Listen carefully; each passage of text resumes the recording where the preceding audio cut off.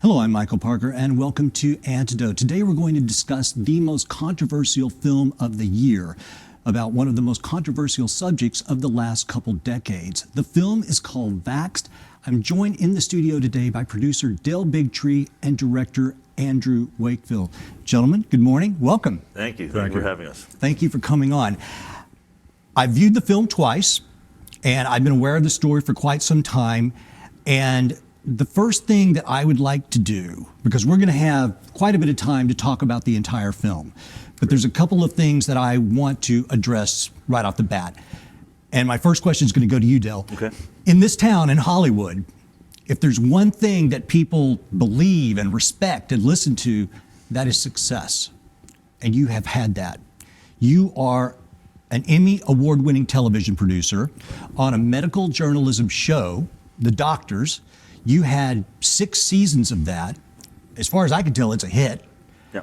So why would you walk away from that to do a film as potentially explosive as this, with this gentleman next to you, who some have called a fraud, a charlatan, a hoaxer? The litany of things that have been said about Dr. Wakefield go on and on and on. The internet is full of it. What did you discover about this man that made you confident, you know what, I'm on board, we're going to do this? Yeah, well, first of all, the story about Dr. William Thompson, which is what this film is really about, yes. A whistleblower at the CDC that came forward and said that they basically threw out data, manipulated data, kicked kids off of a study, just committed one of the most egregious forms of scientific medical fraud we've ever seen on the MMR autism study. Looking into that story, that was an extremely important story to tell. Millions of children are in harm's way. It's clear that this MMR vaccine and has a link to autism. So we know one of the potential causes of autism now in this country, which is a skyrocketing epidemic. So that's why I got in. I got in because as a medical journalist, it's always important to me to tell important medical stories. That's what brought me to it. But you're right. I mean, once I looked into that story, and Andy was the one working with Brian Hooker. He was the one that was already working on the documentary. He had years and years of the sort of the investigation behind all of this. So I had to say, well, am I going to work with Andy Wakefield? I mean, this is a guy that clearly, I had all the bumper sticker slogans, baby killer, father of the anti-vaccine movement, the list goes on and on. So that was where my research began, was just what is this story around Andy, and is it true or not? And as soon as you really start looking at the Lancet paper, which is what this is all about, Andy Wakefield had 12 co-authors on a paper, which I think is the first thing I'd like to point out. They say the Andy Wakefield fraud, Andy Wakefield put together all this fraudulent data and published it in a paper and got it published in the Lancet. Well, they all leave out the fact that there was 12 co-authors on this paper, some of the top scientific minds in the world in their different departments, and they were a part of the entire study.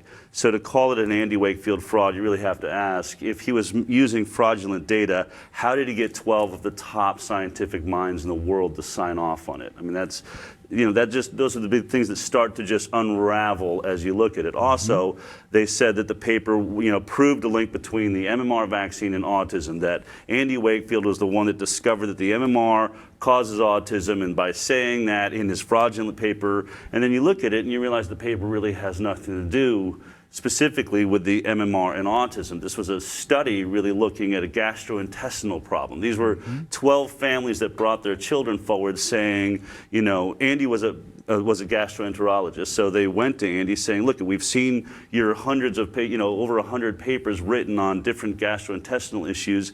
It started with one mother contacting Andy and saying, my son has major gastrointestinal problems, and he has autism. And Andy's response was, I know nothing about autism. You must have called the wrong number. She says, no, I've read your study on Crohn's disease, and what you're describing really sounds like what my son is going through.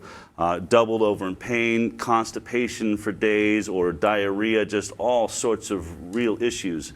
So that's where the study began. The study was really about, was there a novel intestinal disease or problem that went along with autism. That's what the Lancet paper is really all about. So when people say it was about the autism being caused by the MMR vaccine, not true. How that came about was 8 of the 12 families in their sort of talking about their story, and as in this paper, as they sort of interviewed everybody involved with these children, figure out to get to the bottom of it, 8 of the 12 families, parents said, my child's autism began right after receiving the MMR vaccine. Mm-hmm. And it's important to also point out in the UK, that was the only vaccine they get that day. Here in the United States, sometimes you get the MMR with other vaccines, so it'd be hard to sort of figure out what was the problem.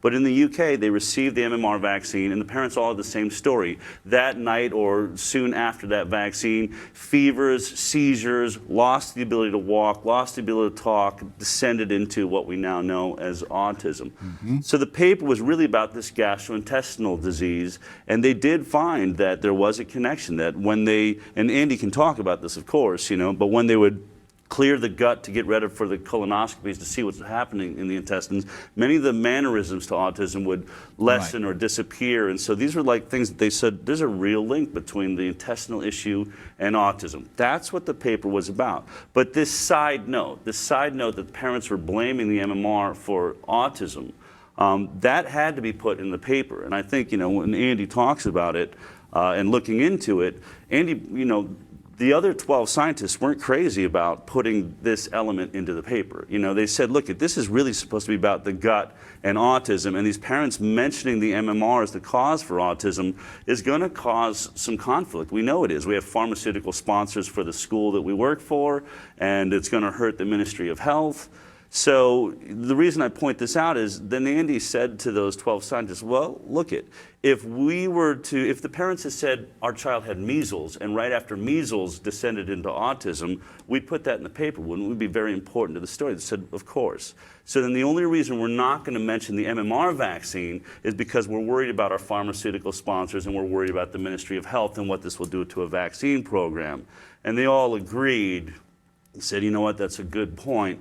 So we have to put it in. The reason I raised this is when you think about these scientists signing off on this paper, if there was fraudulent data in there, imagine you had 12 scientists now that know that they don't like this MMR issue. They know it's going to create a huge buzz. Mm-hmm. They're going to be attacked.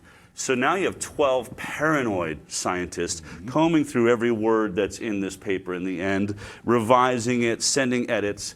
When they signed their name to it, I assure you, they had dotted every I, crossed every T. That's the truth about the paper.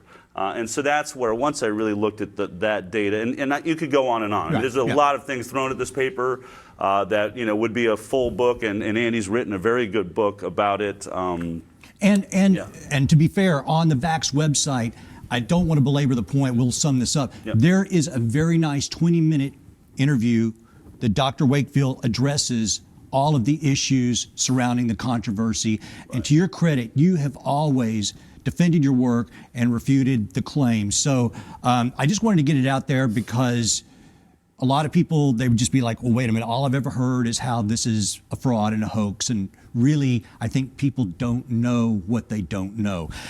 I'm going to move on. My next question is for Dr. Wakefield, Andy, if I may call you that. And that is about, and then we'll move to the film, but this is about autism itself. Autism, at least to me, from what I can gather, seems to be a mystery. And if we can bring up that graph that shows this spike in autism over the last several decades, prior to 1930, autism, extremely rare. Clearly, as evidenced in this, it's skyrocketing. At one point in the film, you have a statistician, her name is Dr. Stephanie Seneff, and she says that if this goes on in its current path, by 2032, we have 1 in 2 children with autism. 80% of all males will have autism. My question to you is, if we don't know where autism comes from, and that's what I'm gathering from science, we don't really know where it comes from, then how can we just logically exclude any form of external factors from being related to autism, since it's obviously coming from somewhere and it's going straight up? This is what we hear from the media, isn't it? We don't know what causes autism, but we know that vaccines don't.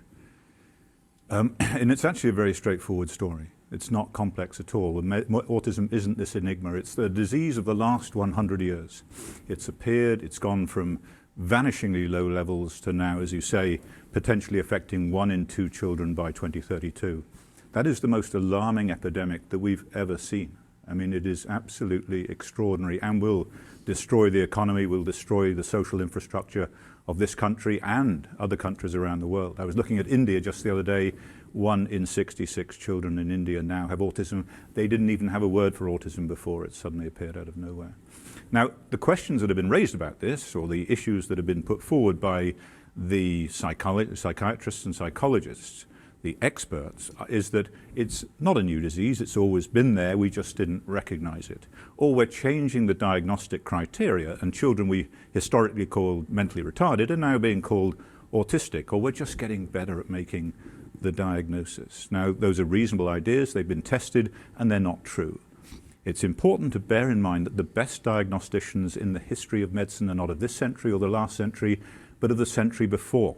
So, for example, like Charcot or Tourette, the great French physicians of the late 18th century. So, had autism existed, it would have been described. Now, go back to the clinical history, because this is the key. If you do not know the cause of the disease, listen to the patient or the patient's parents, because they will give you the clues. And the parents were saying they weren't anti-vaccine, they took their children to be vaccinated on time, but this is what happened to their child. They regressed into autism following the MMR vaccine.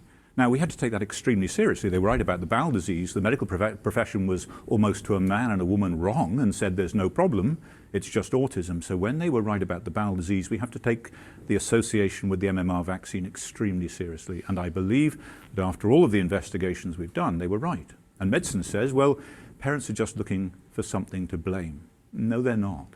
Medicine is looking for something to blame. Medicine historically blamed the parents. It was the refrigerator mother who the child wanted to die because the mother was ice cold and hated them. This was the medical perception of autism in the very beginning. And then it was genetic. It was the parents' fault again. No, it's not genetic. You don't have genetic epidemics. And now the medical profession is trying to exonerate vaccines and blaming the parents again for themselves, looking for something to blame. So it's this circuitous argument that in fact comes down to the medical profession not having the answers and blaming the parents for the problem.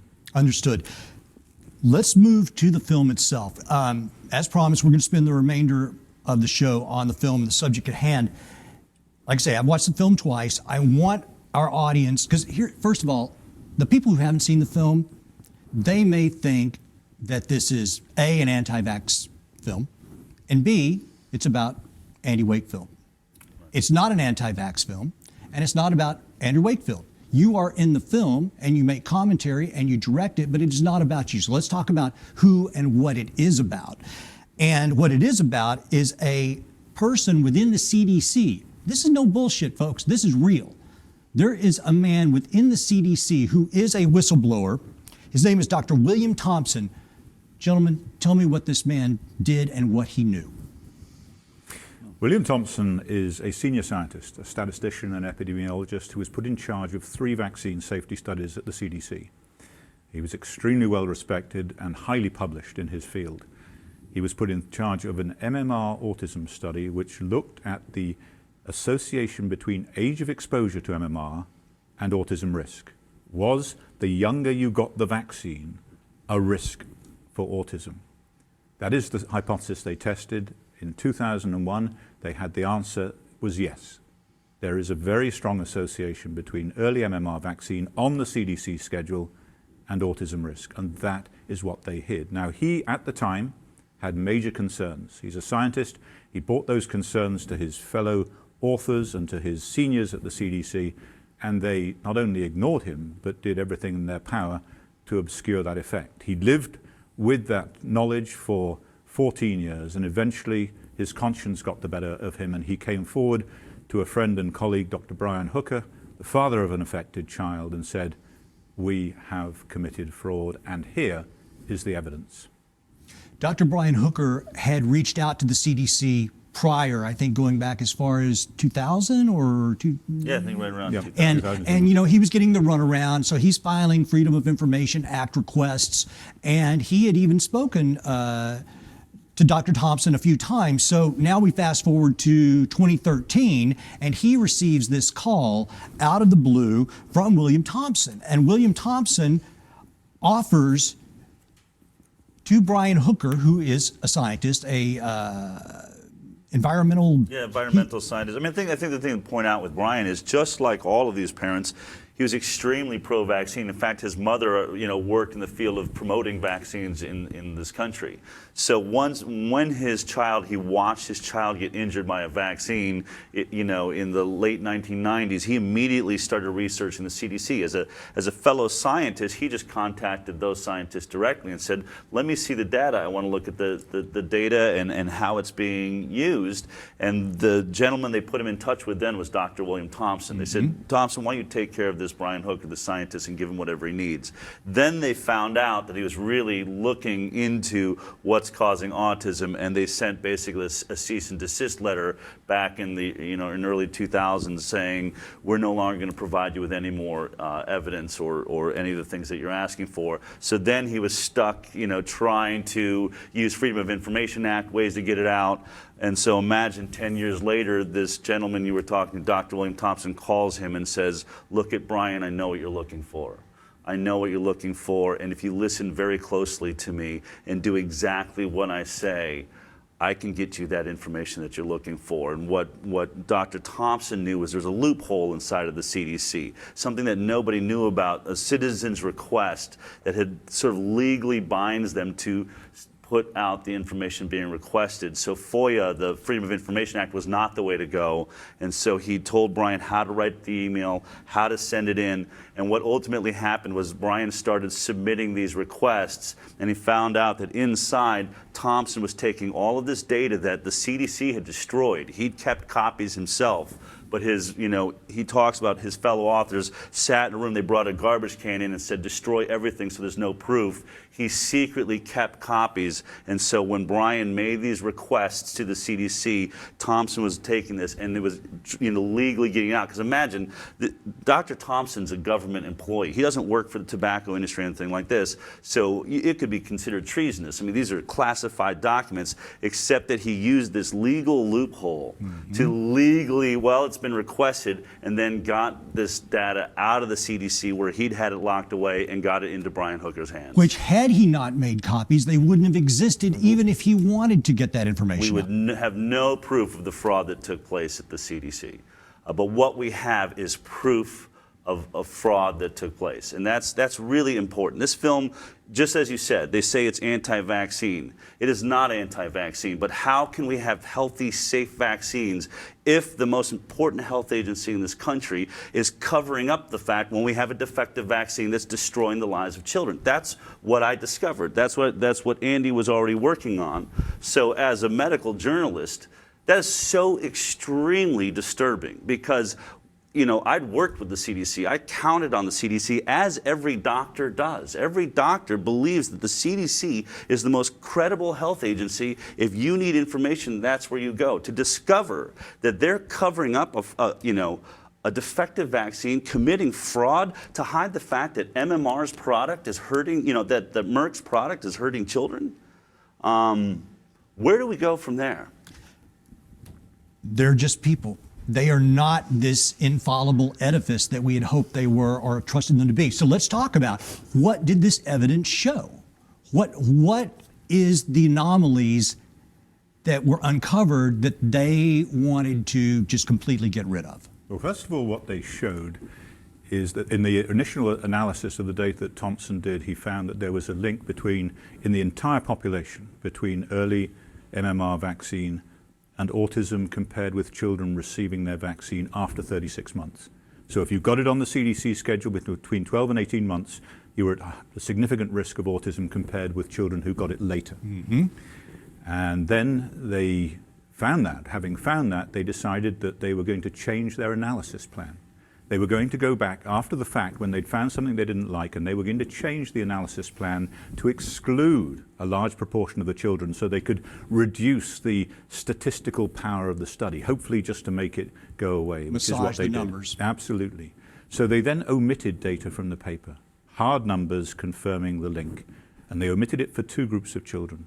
One is African-American boys. That was the first analysis that Hooker did and confirmed. And the second one was for children of all races who were developmentally normal to 1 year of age. So that's a lot of children. Children who didn't have any mental retardation or birth defects or other associated problems. Exactly the population, as Thompson says himself, in whom you'd expect to find this association. They were normal, something hit them, and they regressed. They disappeared. So they then decided, as Dale said, to destroy the documents. Let's cover this over so no one can ever trace this back. Thompson knew that that was illegal. It was a destruction of federal documents. It was a felony, and the Department of Justice and FOIA requests were after these documents. They then went to the Institute of Medicine, a scientific body in America that advises the government on vaccine safety research, and they said, MMR vaccine is safe. Carry on as usual. The IOM, the Institute of Medicine, then wrote a report which said we should, not only is it safe, but there should be no further funding for looking at this autism vaccine association. So they cut off the funding channels to look any further into this issue. The IOM's report went before the vaccine court in this country, where there were 5,000 children plaintiffs looking for compensation as directed by Congress for their autism caused, in this case, by vaccines.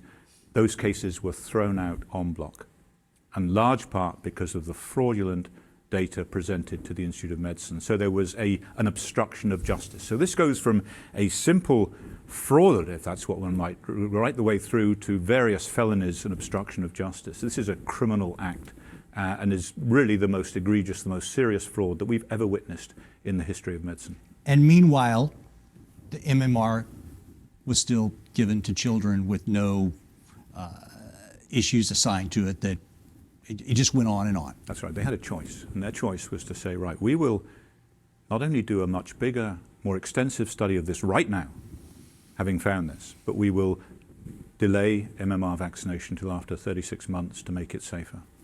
An abundance of caution. They did neither of those two things. They decided to hide the data. Yeah, I mean, look, this is the study that we all point to in the medical industry. As a medical journalist, when we say vaccines are safe, this is the study we point to, because this was the last study ever done, ever funded by the United States government, looking at are vaccines causing autism. So This is the last one. This is the last one done, and we're talking 10 years ago. So I hear people say, we shouldn't put any more money into looking at vaccines causing autism. That's wasting money. We should put it somewhere else. The truth is, it hasn't been there. The money's been going everywhere else but vaccines. Meanwhile, it continues to skyrocket. We have one of the worst epidemics in the country, in the world, and the CDC's official statement right now to the public is, we don't know what's causing autism.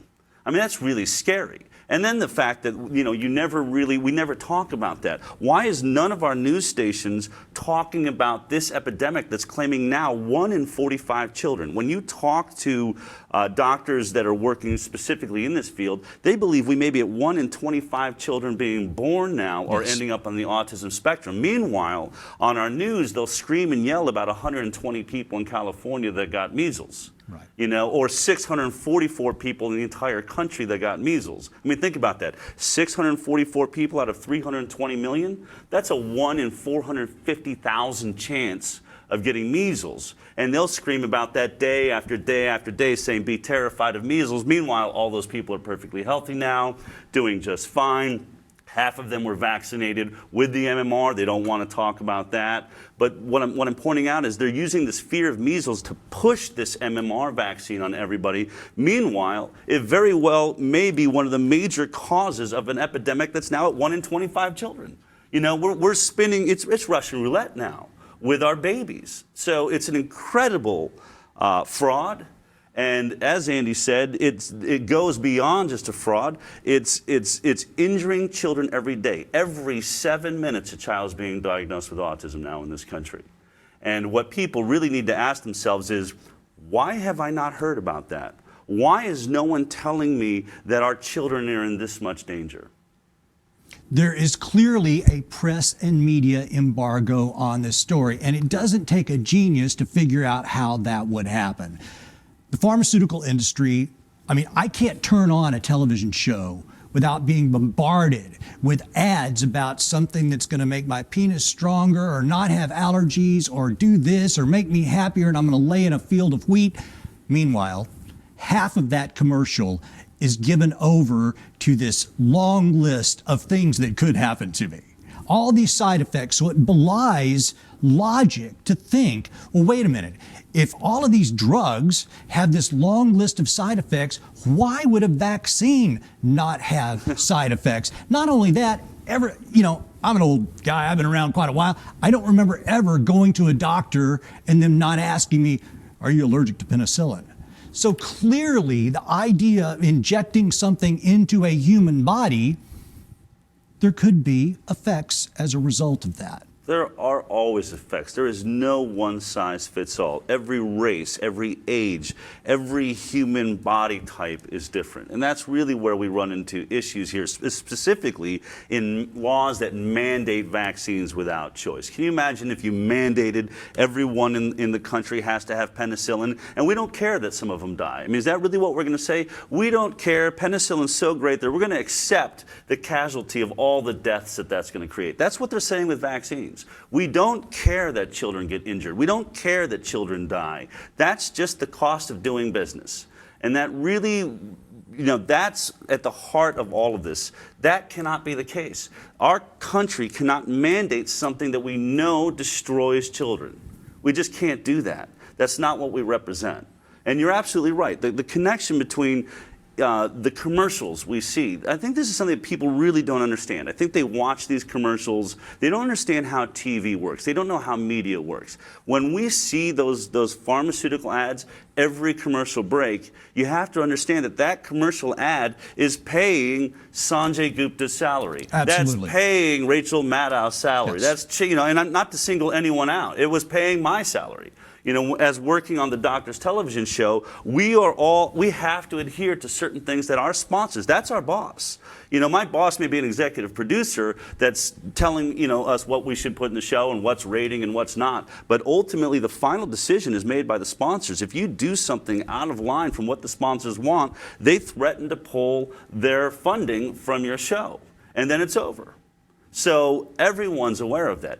So all of our news stations now are being controlled by the pharmaceutical industry. That's not a conspiracy theory, that's a fact. Yeah. And so when you think about what news, let's just imagine for a second that what we're saying is true. That's all. I mean, I get it. Some people go, this just sounds outrageous. But think about it. If you had a fraudulent, defective vaccine, and someone like us was trying to get that information out to you, just like Watergate or any story that a journalist breaks, if we're trying to get you that story, how are we going to do it when every news station is being controlled by the very industry we're calling out?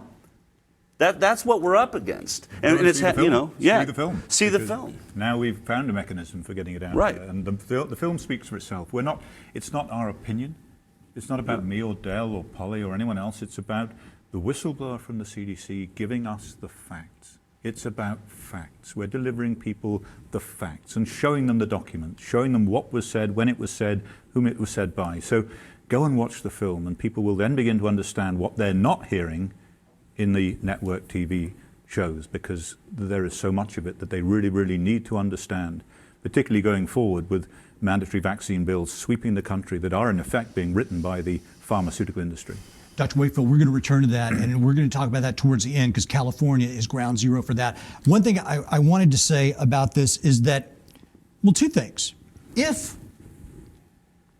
the vaccines are not related to autism, it seems like one of the easiest things that one could do, or the CDC could do, would be to do a test between vaccinated children and unvaccinated children and see what the responses are. As far as I know, that's never happened. Has anyone ever done that? No, it has never been done. It was mandated by Congress as a baseline for the safety evaluation of these vaccines. Let's compare the long-term health outcomes of fully vaccinated versus unvaccinated children as a baseline for safety. Never done. The CDC has refused to do this study. It falls upon private organizations and philanthropists to do that. Fortunately, at the moment, it is being done. Certain pilot studies have been done which clearly show that there is an excess risk of long-term adverse health outcomes in those who've received vaccines compared with those who haven't. But this needs to be done in a formal setting, and that is being done at the moment. Beyond that, I'm not part of those studies, so I can't say anything more about them, but hopefully we'll have an answer quite soon. Right, but the problem, I think, what we're up against is these studies are being done privately or even by large universities and medical bodies, but you have to get that published into a journal, a medical journal. And none of the medical journals will publish a vaxxed versus unvaxxed study. So again, you see just think about the power of the pharmaceutical industry. It's now the most powerful lobby in Washington. It has more money than almost any industry in the world, and gaining finances as it mandates more and more of its products on people. It's invested in every university that teaches medicine and a part of developing their curriculum. It's invested in the medical journals and Protect telling your them interests. right. So I mean, you have to hand it to the pharmaceutical industry. I mean, it's a brilliant business plan. No one can move against you. But the things that people need to understand is when I got involved in this, I assumed the vaccines were being tested the same way every drug we take is. You know, we all have a basic scientific understanding from high school that a safety test means we take half a group that takes a drug and we take the other half that's given a placebo, a saltwater tablet or something where they think they're taking the drug, and then we see is there more adverse side effects with the group that took the product versus the ones that didn't. That's basic science. When you discover that vaccines aren't going through that process at all, it's shocking. We're not doing long-term safety studies on vaccines. We're not doing real placebo-based studies on vaccines. Basically, the vaccine only has to show it can create antibodies for whatever it's going for. Forget if it causes cancer. Forget if it causes autism. Forget if it causes ADD, ADHD, childhood leukemia, diabetes. We're not looking at any of that.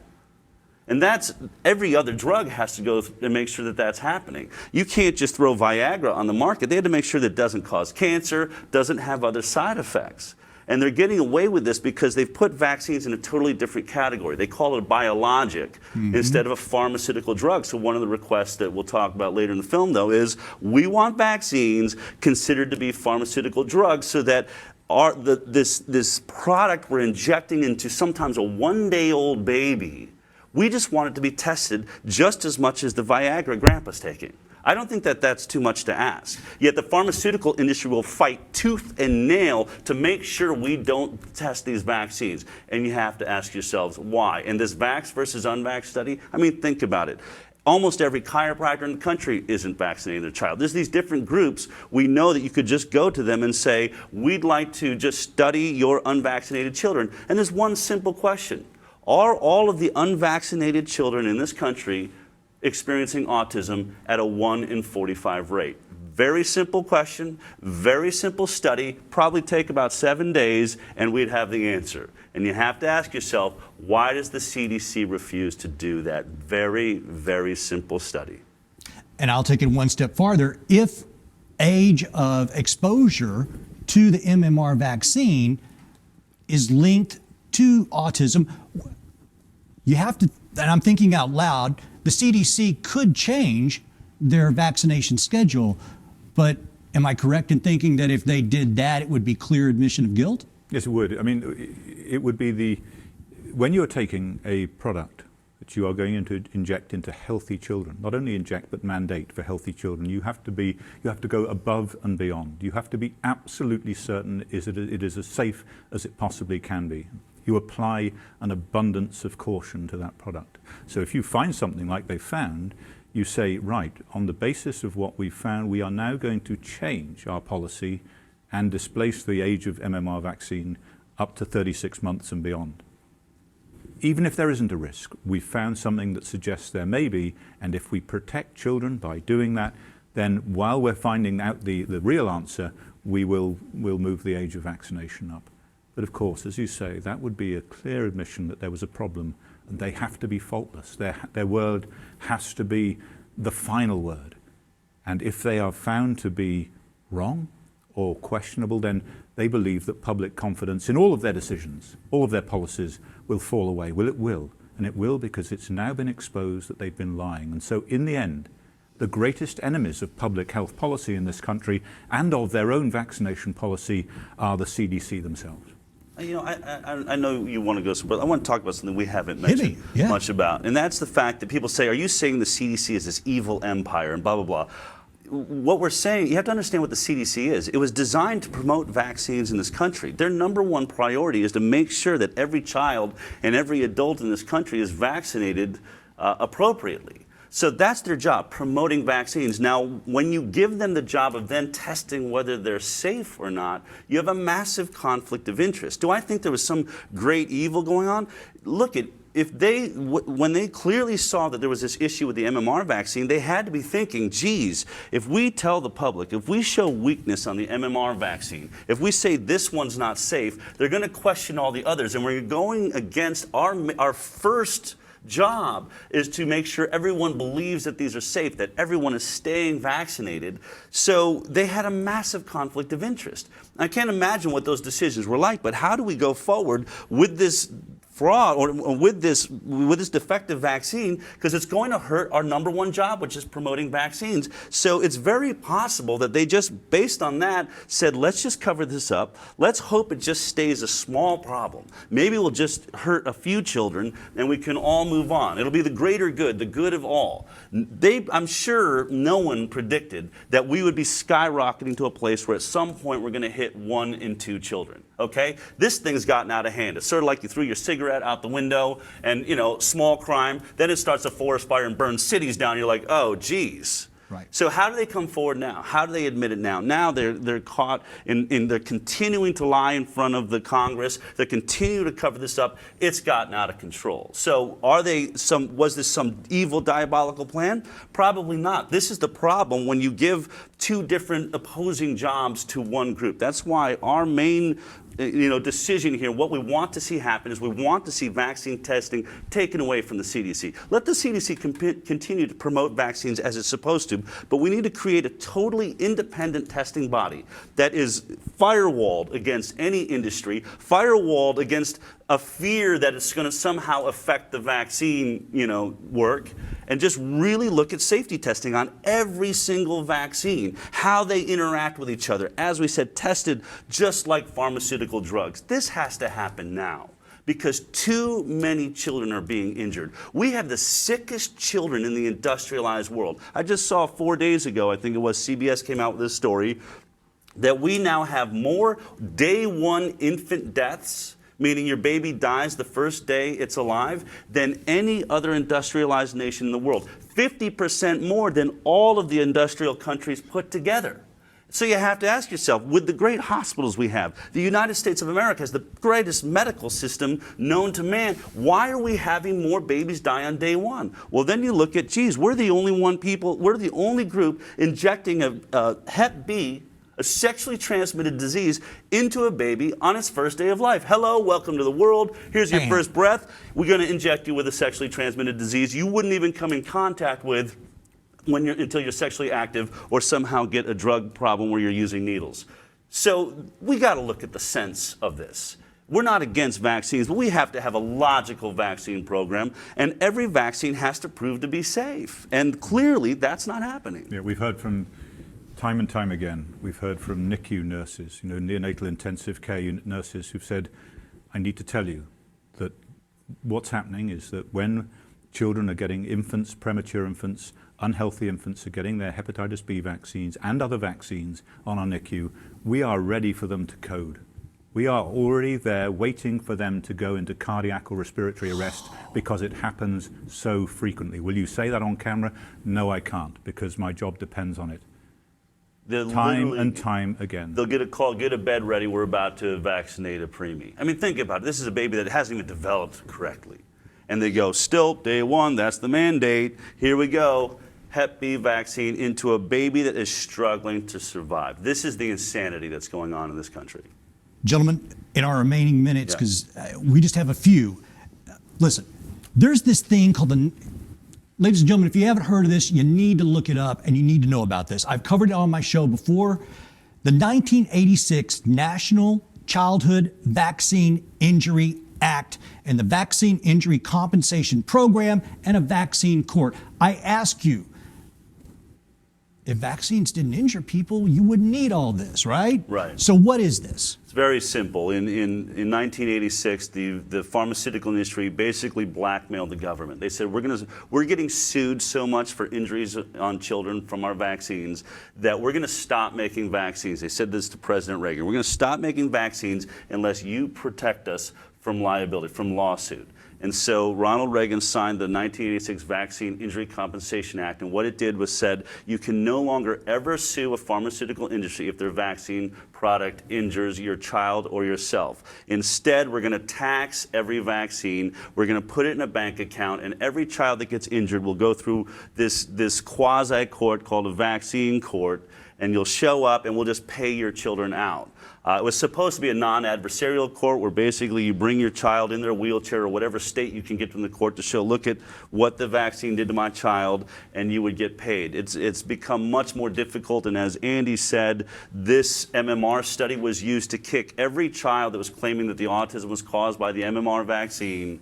They used this study to say, nope, that's not true. Look at the study, and 5,000 children got kicked out of this vaccine court. Their parents are stuck with a $5 million bill. The CDC says it costs $5 million to raise a child with autism. So now the parents have to fend for themselves. The government won't step up and say, geez, even though it happened and started the day after that vaccine, we don't care. This paper proves it, this fraudulent paper proves it. But think about the future cost for the United States of America. If you don't think this issue is going to affect you, my child's healthy, I don't have to worry about it. Think about the education system. We're watching honors classes disappear as we're watching these special needs classes explode in every single school. Sports programs are being sucked up so that these special needs children can have single teachers for each one of them or every 2 kids. We can't afford this. And then think about $5 million per child. There's now 1 million children that have been diagnosed with autism since this fraudulent paper came out, this fraudulent study saying this vaccine's safe. Multiply 1 million children times $5 million. Do you think is there an insurance program that can cover that? Who's going to pay for that? And this year alone, over 100,000 children born will ultimately be diagnosed with autism. That means we're building cities of autistic children. Yes. They're going to be autism adults, and the United States taxpayer, it's going to bankrupt us. And when you look at this and you say, oh my God, this is a man-made disease and we could stop this, and we're not because we're more concerned with the interests of a pharmaceutical industry, as an industry we cannot sue. I mean, it's so corrupt. And think about the business model for the industry. It's brilliant for them. It's brilliant. There's no liability, maximum profits, mandated vaccines, and so let's put as many vaccines as we can into the system, get them approved on the schedule, and we have no liability at all. There are some 270 new vaccines in the pipeline. So if you think this doesn't affect you, then you better watch out. Gentlemen, we have to wrap this up, but the one thing that I want to leave the audience with, and ladies and gentlemen, we are going to play the trailer at the very end of the film. I wanted to do it after our conversation, so I encourage you to watch it. But the one thing that I wanted to leave us with, and first of all, thank you, gentlemen, for coming on, because I really wanted to do this show and it meant a lot to me. You have some action points at the end of the film. Let's talk about what those 4 action points are as we get out of here. The first thing we want to do is we want to have every single member of this great country, every citizen in this country needs to contact their congressperson and say, I want the CDC fraud investigated, the MMR fraud investigated immediately. Dr. William Thompson has been waiting for 1.5 years after stepping forward and saying we're committing fraud in here in the CDC. He needs to be subpoenaed by Congress. We need to demand that our congressional representatives all do exactly that. That's our first demand. Secondly, we want to see a repeal of the 1986 Vaccine Injury Compensation Act, because this industry is going to ultimately, it's causing a problem. It's going to cost taxpayers trillions of dollars. We think that should be the responsibility of the pharmaceutical industry that created the problem, not taxpayers that have been lied to by the CDC. And the human tragedy associated. Absolutely. And then third, we would really like to see the MMR vaccine broken up, separated into single measles, single mumps, single rubella. That's all that Andy Wakefield ever requested in the Lancet paper. He was never anti-vaccine, like everyone has said. If you actually go and look at this, if you look at the statements made after the paper, which simply said, the Lancet paper said this does not prove a causal relationship between this vaccine and autism. More research needs to be done. But in light of that, Andy said to the world, continue to use a single measles vaccine in order to protect yourself against measles, because we never had anyone complaining that the single measles vaccine caused autism. So it's very simple. We think that that's a safer way to go, and so we'd like to see every parent that wants a single vaccine like that to be allowed to get that. Currently, Merck is not allowing that into the public because they lose the patent, they lose the monopoly over measles in this country if it happens. It's sort of like a generic, all of a sudden every pharmaceutical industry can come and make that vaccine. And then lastly, we would like to see all vaccines categorized as pharmaceutical drugs. Take them out of biologics, put them in so that they get tested like every other drug we take. This is something we're injecting into the veins of our little babies. We want it tested as rigorously as every drug everyone else takes in the world. Dr. Wakefield, I'd like to give you the last words. Yeah, I think people need to understand the seriousness of this issue, and we're at a critical juncture now in American history.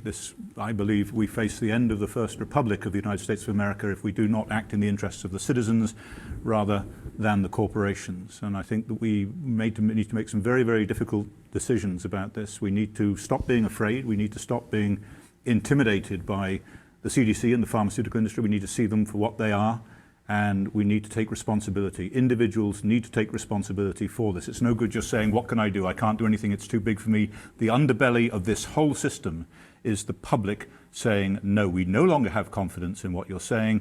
We will make the decisions about what goes into our bodies and the bodies of our children. That is our right. Dr. Wakefield, thank you very much. Thank you very much. Del Bigtree, thank you. It was a pleasure. Thank you. Ladies and gentlemen, in full disclosure, my children are vaccinated. I am not anti-vax. These gentlemen are not anti-vax. I have always supported a reasoned, mature, adult, all-American actual discussion on the safety of these products that we put into the bodies of our children and ourselves. And I've said it on this show many times, and it's still the truth. Our bodies, our spirits, our mind are sovereign. If they are not, then we belong to something else. Think about that. Regardless of which side of the issue you are on this, if you're a parent, if you're a doctor, if you're pro, if you're anti, all I ask you is to watch the film. Get informed. You don't know what you do not know. Our children deserve it. We deserve it. Our future deserves it. This is very important. My name is Michael Parker. This has been Antidote. As I tell you every week, stay optimistic, stay vigilant, because you, me, every single one of us, we are the antidote.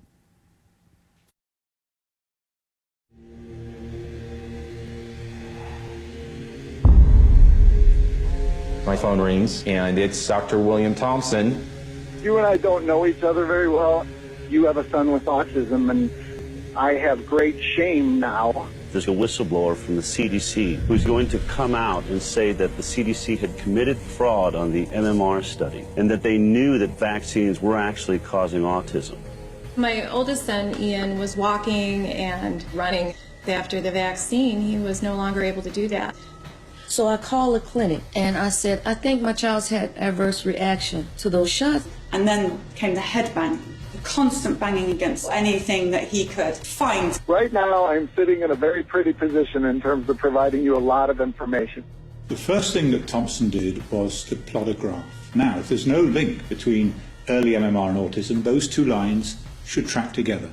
Now, they do track together until they get to 15 months. Then they separate, and they continue to separate thereafter. And they sliced and diced the data in an effort to get rid of that effect. The relative risk of receiving an autism diagnosis was astronomical. Wow.